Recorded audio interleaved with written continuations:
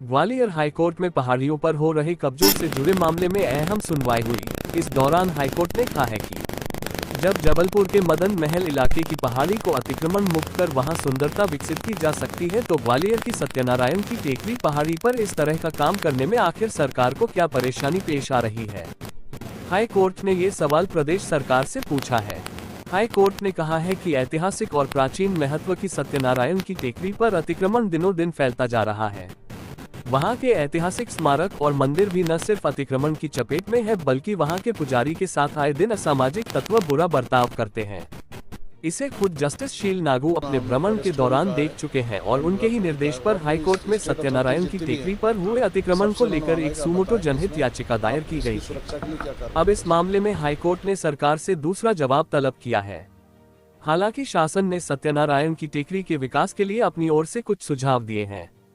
खास बात है कि सत्यनारायण की टेकरी रियासत कालीन समय में वॉच टावर हुआ करती थी, जहां से दुश्मनों की हरकत और आवाजाही को देखा समझा जाता था। समय के साथ आजादी के बाद सत्यनारायण की टेकरी पर अतिक्रमण धीरे धीरे पैर पसारने लगा। हालत ये हो गई कि वहां के मंदिर भी सिकुड़कर छोटे परिसर में तब्दील हो गए। मंदिर पेटे की जमीन भी अतिक्रमणकारियों की गिरफ्त में है। असल में क्या, सत्यनारायण टेकरी जो है बहुत पुराना प्राचीन स्थल है और वो स्टेट टाइम का है।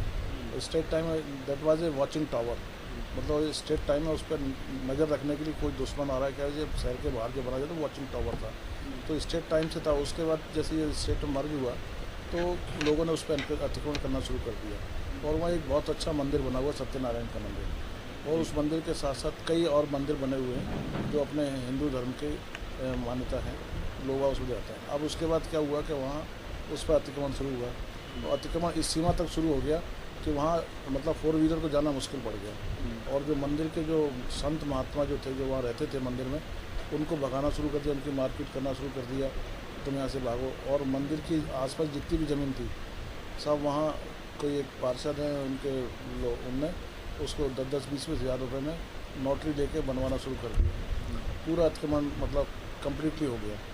तो उसका एक बार जब उसमें PIL फाइल हुई तो PIL में ये ऑर्डर हुआ कि उसको देखें, उसकी सुरक्षा के लिए उस पर अतिक्रमण ना हो। उसके बाद कभी एक बार मौका लग गया जस्टिस नागू साहब का वहाँ जाने का, उन्होंने वहाँ जाकर के देखा तो उन्होंने पाया कि यहाँ तो बिल्कुल पूरा अतिक्रमण, अनसोशल एलिमेंट्स मंदिर में घुसे बैठे हैं, महिलाओं बच्चों को अंदर नहीं जाने दे रहे हैं और शराब पी रहे हैं और जो भी गलत काम होते थे वहाँ वो सब मंदिर में चल रहे थे। और पुजारी को भी जो है ना मारपीट भगा दिया था।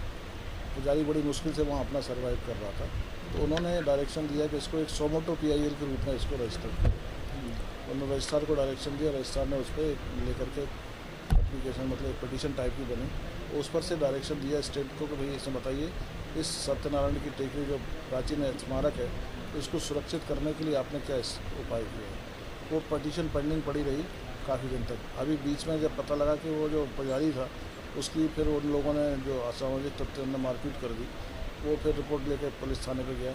वो जब थाने पे गया तो मुझसे संपर्क किया, तो फिर वो जो पुरानी वाली जो पिटीशन थी उसमें एक शीघ्र सुनवाई का आवेदन लेके कोर्ट को कहा कि साहब इसमें सुनवाई करें।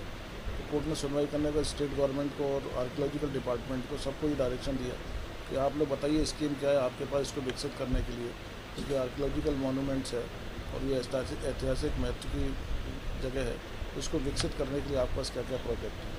तो अभी लास्ट डेट पे स्टेट गवर्नमेंट ने कहा कि हम स्कीम बता रहे हैं, तो उन्होंने अपना कुछ प्रोजेक्ट दिया है कि हमने ये सोचा है। अब उन्होंने कहा इसका आप एक्ट अपॉन कैसे करेंगे इसको बताइए।